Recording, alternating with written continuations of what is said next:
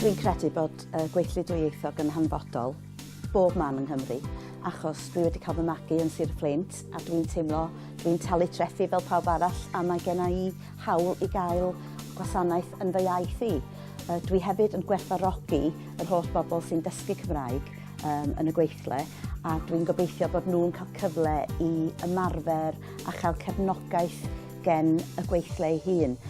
Mae'r cynulliad ar hyn o bryd wedi rhoi llawer o arian ac adnoddau i fewn i brosiect newydd, sef Cymraeg Gwaith, a mae Cymraeg Gwaith yn gweithio ar 2 lefel.